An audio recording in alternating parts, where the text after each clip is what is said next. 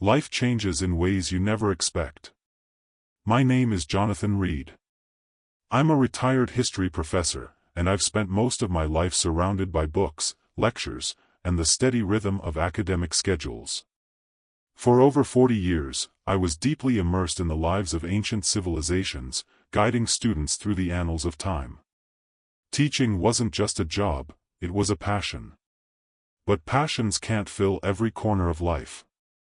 I live in a quiet neighborhood in Portland, Oregon. It's the kind of place where the mornings are crisp, and the evenings are calm. For the past 3 years, my days have been spent tending my small garden, playing Bach on the piano, and getting lost in the occasional historical novel. My wife, Ellen, and I built a peaceful life together here. She passed away 3 years ago, and not a day goes by that I don't think about her. She was my partner in every sense of the word, a steady presence who grounded me. Losing her was like losing part of myself. In the months after her passing, I threw myself into hobbies. Gardening, classical music, even learning to cook a few meals she always made perfectly. I've always been good at staying busy, but there's a difference between being busy and feeling fulfilled. As the years went on, I realized something was missing, a connection, a shared laugh, someone to sit across from at dinner. It was my daughter, Emily, who first brought up the idea of online dating. "Dad," she said during one of her rare visits, "you're too wonderful a person to be alone." She made it sound so simple, but the idea of starting over, meeting new people, and putting myself out there felt daunting. I resisted at first. I didn't even know where to begin. But after weeks of her gentle nudging and my own quiet evenings, I decided to give it a try. The world of online dating was a mystery to me. It felt like stepping into a foreign land without a map. Profiles, pictures, messages, it all felt so strange. But I took a deep breath and created my own profile. I didn't know what to write, so I kept it simple: retired history professor, lover of classical music, and a man who believes in the beauty of quiet moments. That was me, in fewer words than I'd ever been asked to use. I spent weeks browsing profiles, hesitant to send a message. The whole experience felt awkward. How do you begin a conversation with someone you've never met? Eventually, I came across Margaret's profile.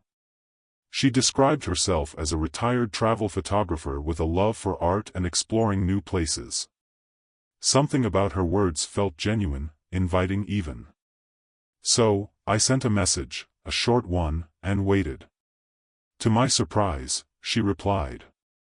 Over the next few days, we exchanged messages, then longer emails.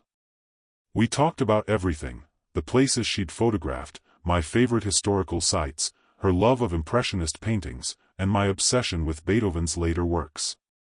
It felt natural, as though we'd known each other for years. After a few weeks of correspondence, Margaret suggested we meet in person. The thought filled me with both excitement and nervousness. I hadn't been on a date in over 4 decades. What did people even do on dates these days? Still, I agreed. We decided on a cafe near the center of town. Margaret suggested it, and I liked the sound of it. Quiet, intimate, not too formal. That morning, I found myself staring at my closet, unsure of what to wear. Most of my clothes were practical: shirts, slacks, a few sweaters Ellen used to love on me. Then I saw it, a blazer tucked in the back corner, one I hadn't worn in years. Dusty but still sharp-looking, it seemed right for the occasion. As I got ready, I rehearsed what I might say. Introductions, anecdotes, maybe a story or two about my travels. But no matter how much I prepared, I couldn't shake the feeling of butterflies in my stomach. It was an odd sensation, equal parts fear and hope. When I looked at myself in the mirror, adjusting the blazer, I had to laugh. It felt like I was heading to my first prom all over again. The cafe was charming, the kind of place that felt cozy without trying too hard. I arrived early, as I always do. Punctuality has always been one of my quirks. I found a seat near the window, ordered a cup of Earl Grey, and watched as people passed by outside. For a moment, I wondered if Margaret would even show up. Doubt has a way of creeping in when you least expect it. Then she walked in. Margaret had a way about her, poised but not pretentious.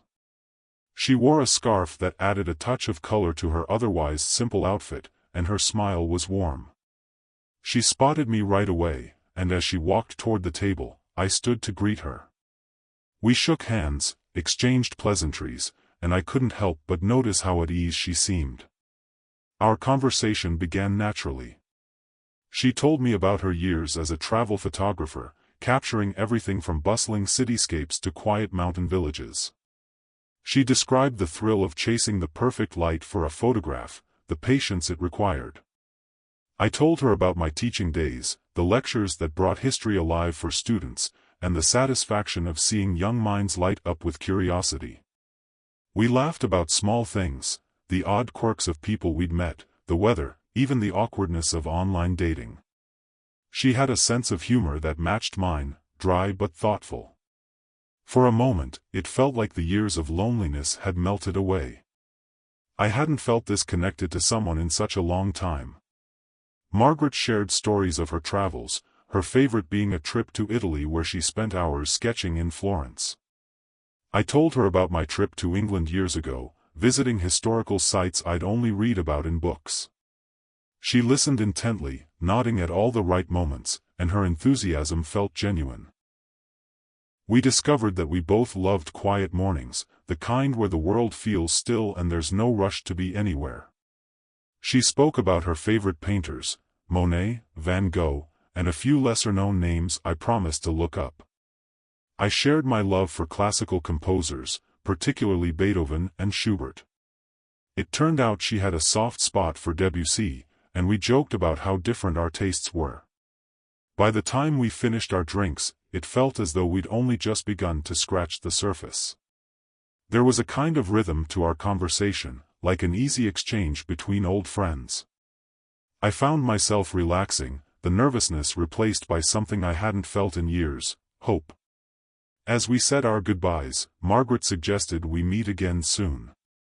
I agreed without hesitation, and as I watched her walk away, I felt lighter, as though the weight of the past few years had lifted just slightly. There was still so much to learn about her, so much to share. And for the first time in a long time, I found myself looking forward to what came next. When we first sat down at the cafe, I felt a sense of ease. Margaret had a way of making conversation flow effortlessly, and her stories about photography and travel painted a vivid picture of a life well lived. She spoke with warmth and enthusiasm, and for a while, I found myself enjoying the company without hesitation. We laughed about the quirks of online dating, shared anecdotes about our favorite places, and compared notes on our mutual love for quiet mornings. But then, the tone of the conversation began to shift. It was subtle at first.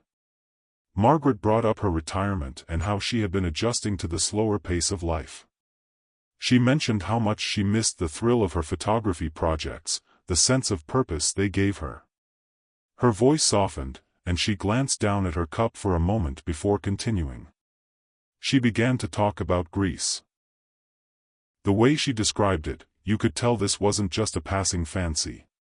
She spoke of the ancient ruins, the breathtaking landscapes, and the stories etched into every stone. She talked about how much she wanted to capture those places through her lens.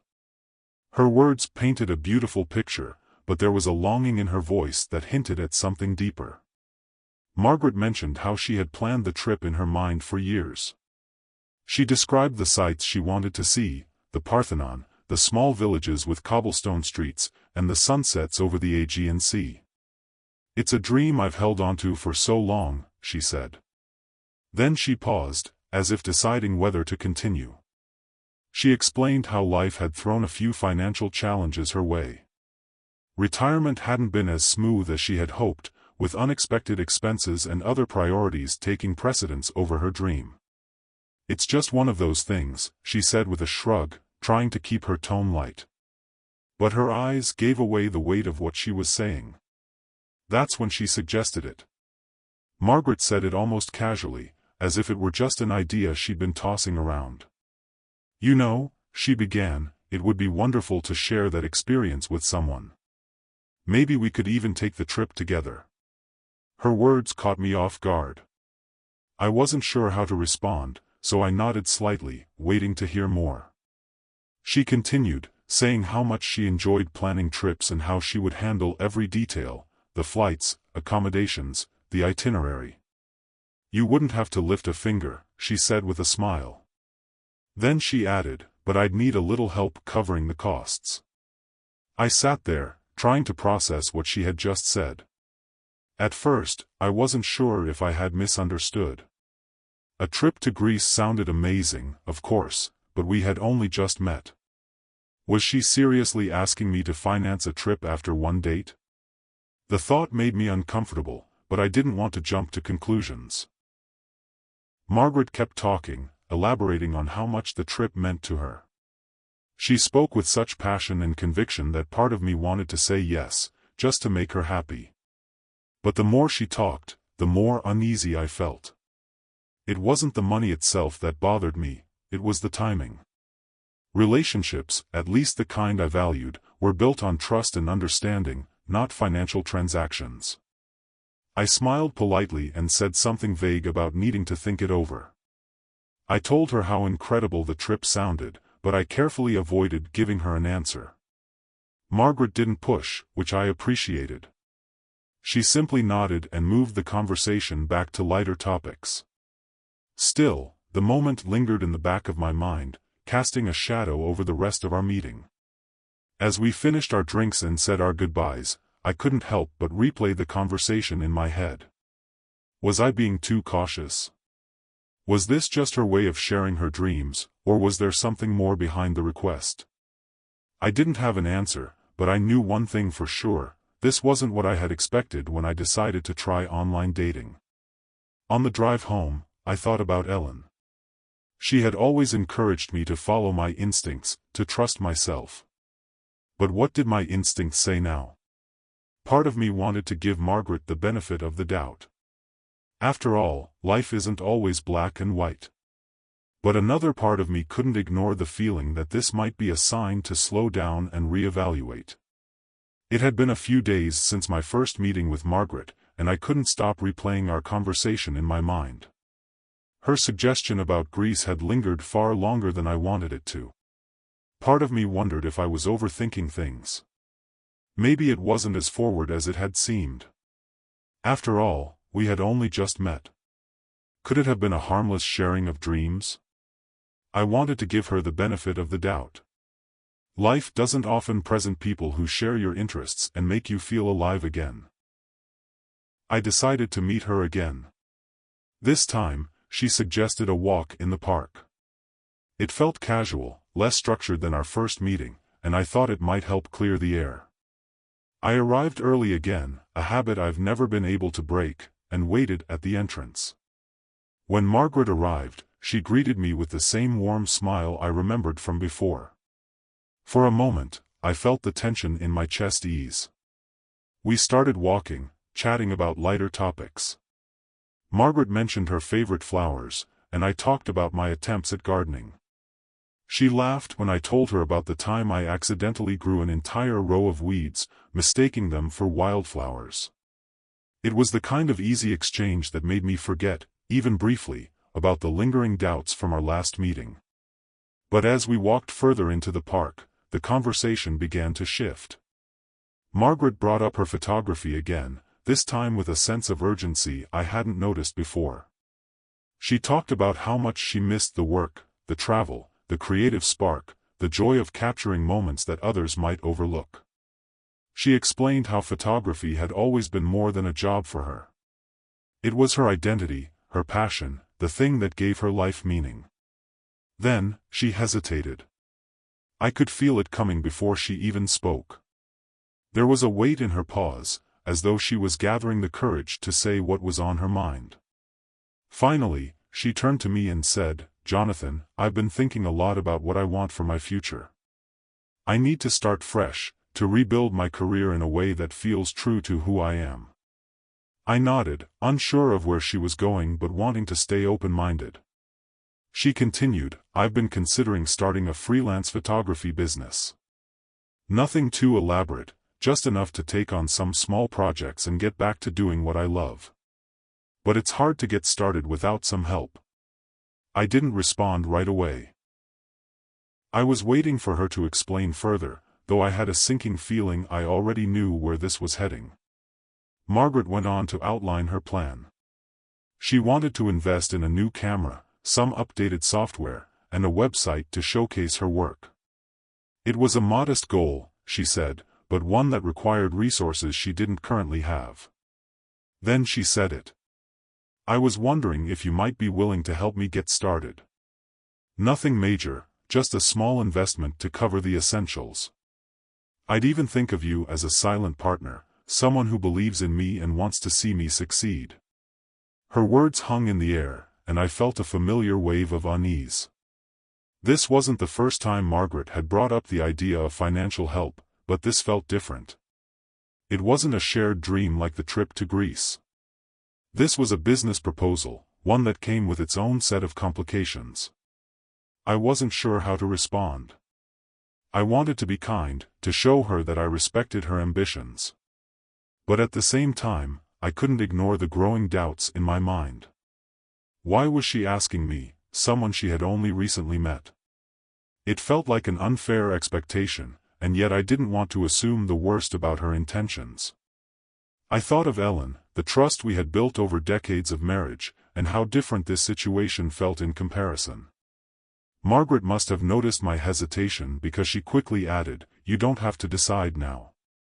I just thought I'd share the idea with you. It's something I've been working toward for a long time, and I thought you might understand." I smiled politely and said something vague about needing time to think it over. I told her it was a wonderful idea and that I admired her determination. But inside, I was conflicted. Part of me wanted to help her, to be the kind of person who supports someone else's dreams. But another part of me couldn't ignore the red flags. Was I being too cautious, or was this a situation where caution was warranted? As we continued walking, I found myself lost in thought. I remembered moments with Ellen, the way we had built a life together based on trust, mutual respect, and shared goals. She had always been my sounding board, the person who could help me make sense of my doubts. Without her, I felt adrift, unsure of what to trust, my instincts or my desire to believe the best in people. Margaret seemed unaware of my inner turmoil. She chatted about other things, filling the silence with stories about her travels and the people she had met along the way. I listened, nodding in all the right places, but my mind kept circling back to her request.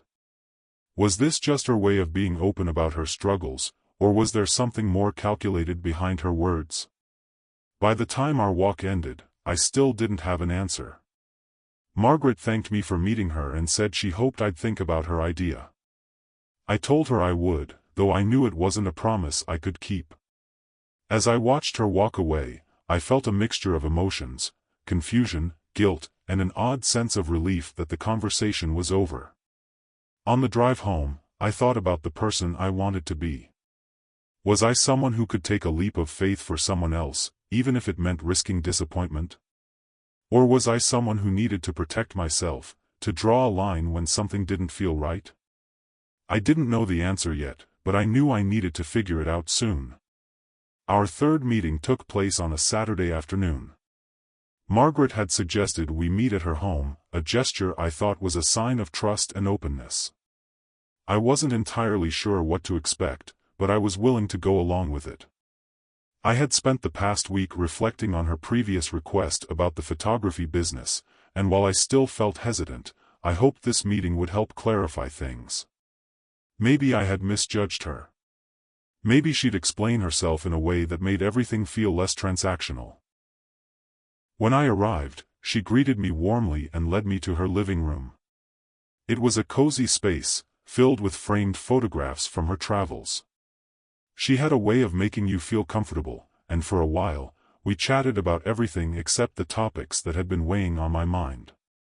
She offered me tea, and we talked about books and music, the kind of small talk that felt reassuringly normal. Then, as the conversation naturally paused, Margaret leaned forward, her tone shifting slightly. She told me she'd been thinking a lot about her future and what she wanted from life. She spoke about the challenges of starting over in retirement, about the need for stability and support. Her words were careful, measured, as though she had rehearsed them. And then she made her proposition. Margaret suggested that we sell our individual homes and move into a shared property together. She described it as an investment in our future, a way to build something meaningful as a couple. She spoke with such confidence, as though the idea was a foregone conclusion. She outlined her plan in detail, explaining how the combined proceeds from selling our homes could fund a beautiful property where we could start fresh. "Think of it as a partnership," she said, her eyes steady on mine. I sat there, stunned. I hadn't expected this. Not so soon. Not like this. It wasn't the idea of moving in together that unsettled me, it was the way she framed it, the way it felt like a business deal rather than an emotional connection. I couldn't understand how she thought this was appropriate, how she could suggest something so life-altering when we barely knew each other. For a moment, I didn't know what to say. My mind was racing, trying to process her words. Was this her way of testing me? Was she serious, or was this some kind of elaborate metaphor? But as she continued to explain her vision, I realized she was completely serious. She believed this was a logical next step for us, a way to solidify whatever it was we were building. I felt a mix of emotions, confusion, frustration, and a deep sense of discomfort. This wasn't what I wanted. Relationships, to me, were about trust, understanding, and shared values. They weren't about financial transactions or grand plans that felt more like mergers than partnerships. I thought of Ellen, of the quiet simplicity of our life together, and how far removed this felt from that. When Garrett finally paused, waiting for my response, I took a deep breath. I thanked her for being honest about what she wanted, for sharing her thoughts so openly. But I told her, as kindly as I could, that I wasn't ready for something like this. I explained that I valued trust and simplicity, that I needed time to build a connection before making such significant decisions. I tried to be firm but respectful, careful not to hurt her feelings. Her reaction was immediate. Margaret's face fell, and for a moment, she looked genuinely hurt. Then, as though a switch had flipped, her expression hardened. She stood up abruptly, muttering something about me not understanding her perspective. She said she needed some time to think and walked me to the door without another word. As I drove home, I felt a heavy sense of relief mixed with sadness. I knew I had made the right decision, but I couldn't shake the disappointment. I had hoped for something real, something genuine. Instead, I found myself questioning whether I had been too naive, too hopeful about what this connection could be. That evening, I sat alone in my study, reflecting on everything that had happened. I thought about the life I had built, the values that had guided me, and the kind of relationship I wanted moving forward. It was a painful realization, but an important one. Sometimes, walking away is the best choice you can make for yourself. The next morning, I woke up with a clearer head. I made myself a cup of tea and sat at my desk, journal open in front of me. Writing has always been my way of making sense of things, of untangling the thoughts that swirl in my mind. As I put pen to paper, the events of the past few weeks spilled out in a steady stream. The excitement of meeting Margaret, the unease of her requests, and the final conversation that had brought everything to a halt, it all came rushing back. I realized something important as I wrote. It wasn't Margaret's fault that she had her own dreams and expectations. Everyone has a right to pursue what they want in life. But what I had struggled with was the way her vision didn't align with mine. Her requests felt like demands, her plans felt transactional, and that wasn't what I wanted for myself. Relationships, to me, were about mutual respect, not a list of conditions or expectations. As I reflected, I remembered a quote from Seneca, one of the great Stoic philosophers I had often referenced in my teaching days: "Wealth consists not in having great possessions, but in having few wants." Those words stayed with me. They reminded me of what truly mattered: peace, simplicity, and the kind of companionship that doesn't require you to sacrifice your values or integrity. I decided to share my story, not out of bitterness or regret, but as a way to connect with others who might be going through something similar. I started a blog that evening, writing about my experiences with honesty and vulnerability. I wanted people to know that it's okay to walk away from something that doesn't feel right, that standing by your values is one of the most important things you can do. In the days that followed, I received messages from strangers who had read my story. Some shared their own experiences, stories of relationships that taught them valuable lessons about themselves. Others simply thanked me for reminding them to trust their instincts. It was a small but meaningful way to turn a difficult experience into something positive. Looking back, I can see that my time with Margaret was both challenging and necessary. It forced me to confront my own expectations, to reevaluate what I wanted in a relationship and in life. While it didn't turn out the way I had hoped, it taught me lessons I might not have learned otherwise.